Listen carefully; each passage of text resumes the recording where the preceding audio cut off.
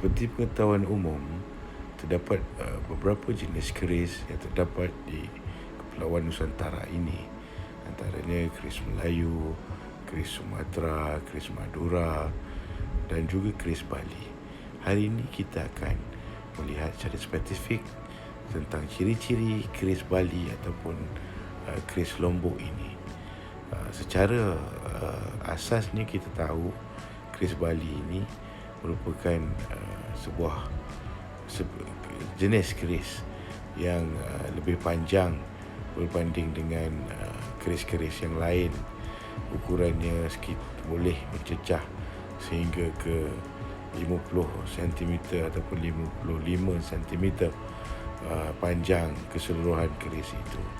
Jadi hari ini untuk mengenali dengan lebih lanjut apakah itu keris Bali, bagaimanakah jenisnya dan apakah ciri khas rangka ataupun sarungnya, marilah kita bersama mendengar penerangan secara online bersama rakan saya Aris Tony Firmanda.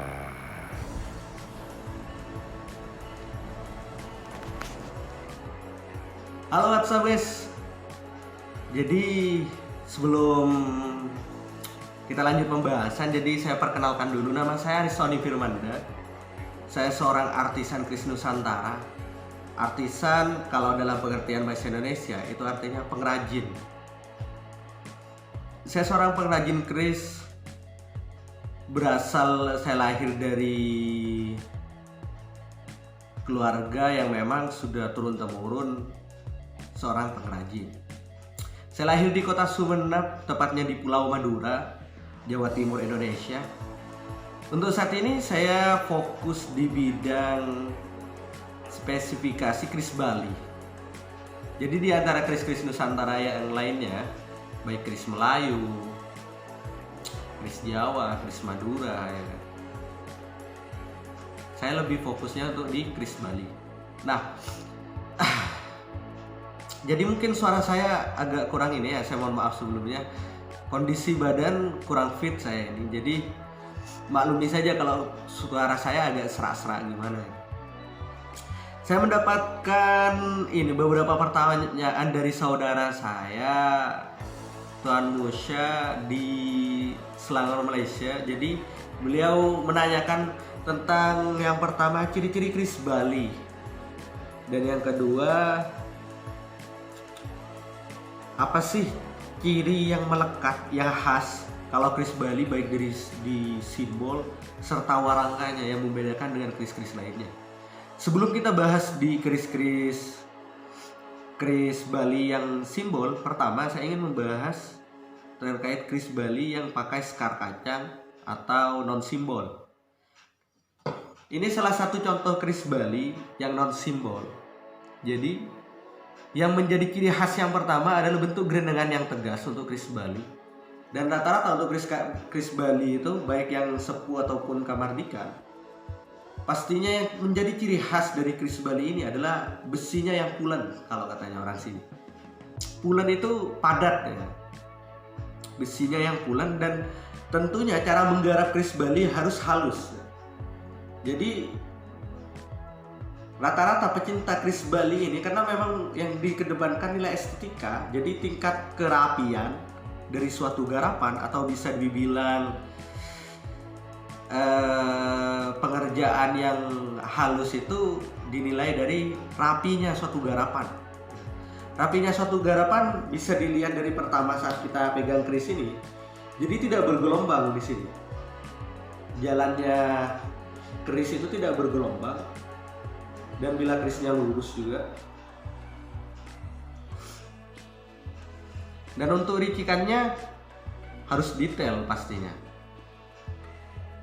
Yang menjadi ciri khas biasanya keris Bali punya panjang normal ya, kecuali keris seselet. Keris seselet ini keris yang biasanya dibuat ageman yang ditaruh di sini.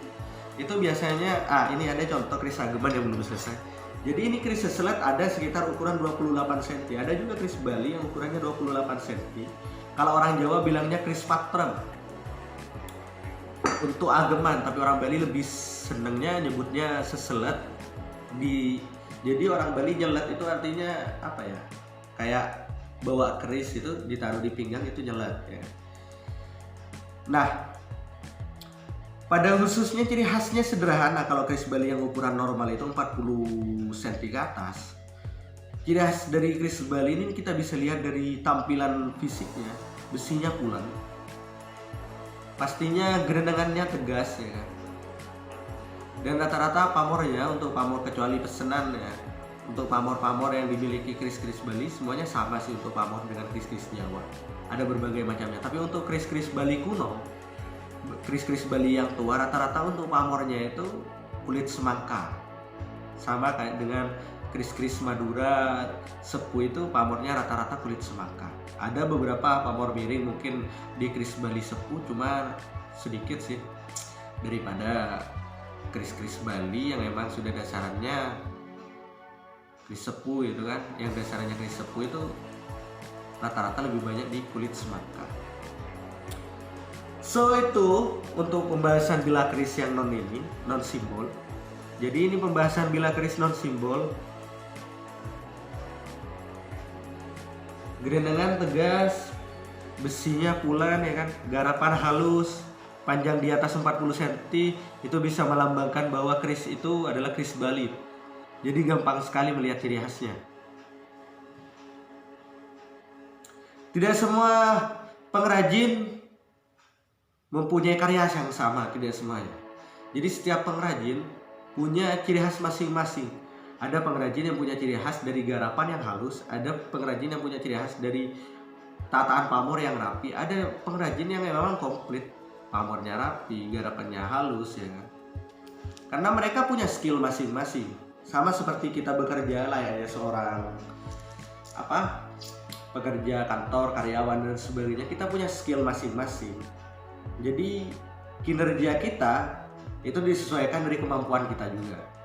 Nah, untuk warangka, ada warangka di keris Bali yang memang pastinya punya ciri khas yang membedakan.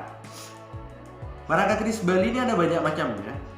Kalau seperti ini namanya warangka keris Bali, nama warangkanya Kojongan. Nah, kalau ini mau dirias, kalau ini mau dihias, nah di sini di gang-gang ini kan sisi penyu ya kan, tempelan sisi penyu. Nah di sini ini sampleng perak. Nah ini di sini ditutupin perak, sini tutupin perak, tutupin perak. Nah itu yang menjadi ciri khas dari keris Bali, karena nantinya ini akan menambah nilai estetik, nilai-nilai keindahan dari warangka ini. Kalau warangka yang seperti ini namanya warangka batu empoh. Ada banyak macamnya lagi untuk warangka di keris Bali khususnya. Jadi emang punya bentuk tersendiri. Jadi dengan keris Jawa kita mudah sekali untuk membedakan, oh ini warangka keris Bali, oh ini warangka keris Jawa. Jadi mudah sekali untuk membedakan seperti warangka keris Bali dan Jawa dan keris warangka Bugis misalkan. So, jadi bagi teman-teman yang punya beberapa pertanyaan, bisa tanya langsung ke saya melalui akun YouTube saya, Instagram saya, Facebook saya. Dan untuk rekan-rekan, kawan-kawan pecinta satu hobi, kita sama-sama melestarikan budaya.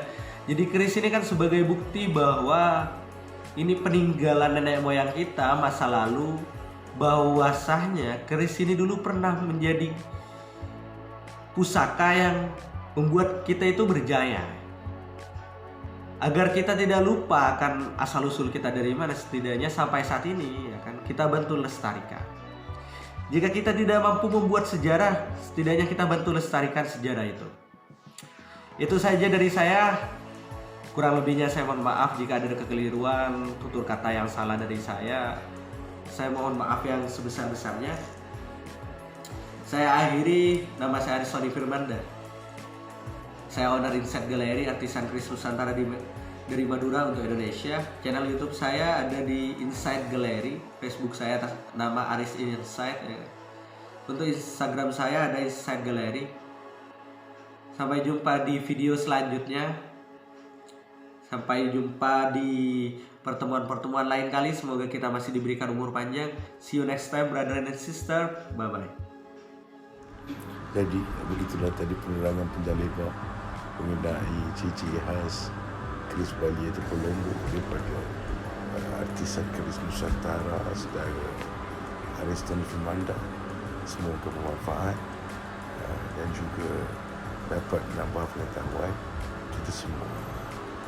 Seperti biasa, akhir sekali jangan lupa like, share dan subscribe channel 2 biji ini supaya kami terus maju.